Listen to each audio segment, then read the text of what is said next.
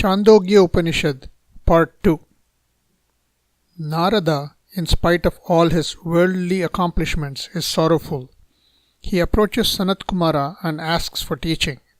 Sanat Kumara says, "Tell me what you know, and I will teach you what lies beyond." Narada lists the 4 Vedas, Itihasa and Puranas, all sorts of sciences, fine arts, etc. "With these I know the words, but I do not know the self," Narada says. Sanat Kumara prescribes 15 upasanas.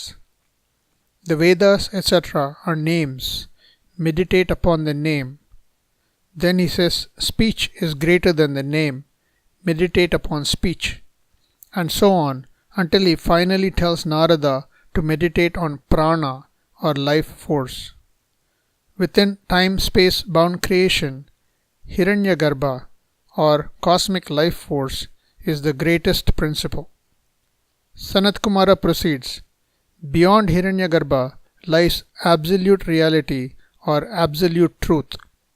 He details 6 required sadhanas.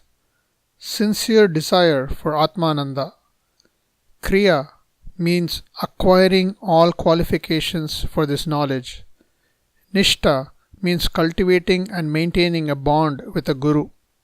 Shraddha, faith in the scriptures. Mananam, systematic study of the scriptures, represents Shravanam, Mananam and Nididhyasanam. And finally, Vijnanam, attainment of Brahmajnanam.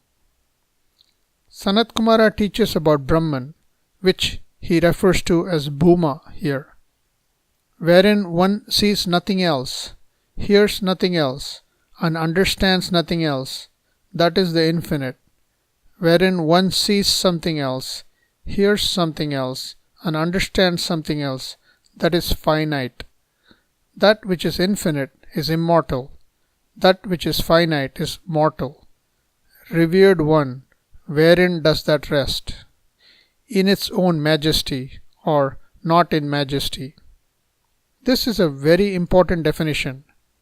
When one does not see anything else, means that there is no distinction between the subject, object and instrument, I in this case. Brahman is beyond this triad and therefore divisionless. Note that there are 2 types of indivisibility, transactional or relative indivisibility and absolute indivisibility. Transactional indivisibility is a state of experience that happens when all transactions are suspended. Deep sleep is the most common example. Nirvikalpika Samadhi is another. However, we should note that the divisions are still present in potential form. Here the Upanishad is talking about absolute indivisibility. If I am the eternally divisionless Brahman, how is it that I experience the divided world? The absolute indivisibility can happily coexist with transactional divisions, which are of a lower order of reality. A person can dream a bright day while in a dark room. Darkness can coexist with a bright dream. Sanat Kumara later uses the word Atma instead of Bhuma. That infinite indeed is below. It is above. It is behind. It is before. It is to the south. It is to the north. The infinite indeed is all this.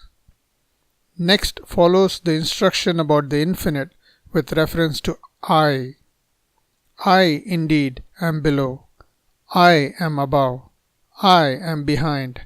I am before. I am to the south. I am to the north. I am indeed all this. I, the Atma, alone appear as the experiencer and experienced.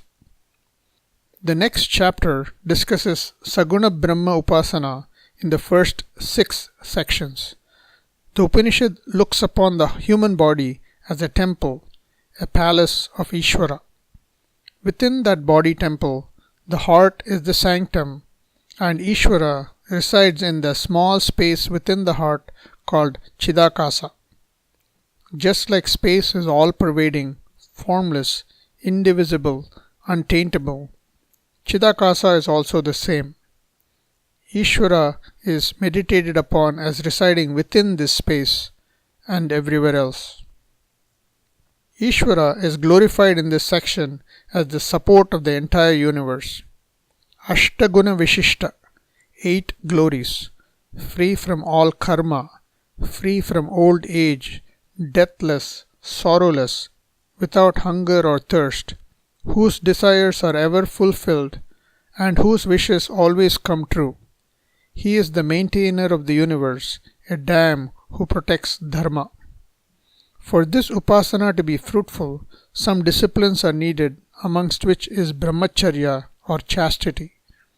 The fruit of this upasana is kramamukti.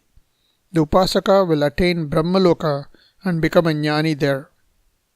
Brahman is presented very similar to Mandukya Upanishad as Chatushpad Atma, using a story. The king of the Devas, Indra, and the king of the Asuras, Virochana, both come to Prajapati to learn about the self. Prajapati instructs them to look in a pan of water and asks them, "What do you see?" They say they see themselves. Prajapati says, "This is the self, this is immortal, fearless, this is Brahman," and they go away satisfied that the body is the Atma. But Indra has a doubt about how the body can be immortal, so he goes back to Prajapati. Prajapati then says the person in the dreams is the Atma. Again Indra leaves but comes back with further questions. Then Prajapati tells him that the self in dreamless sleep is the Atma.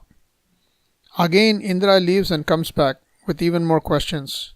Finally, Prajapati says, "You are the consciousness, free from the gross, subtle and causal names and forms, free from your physical, mental or potential bodies."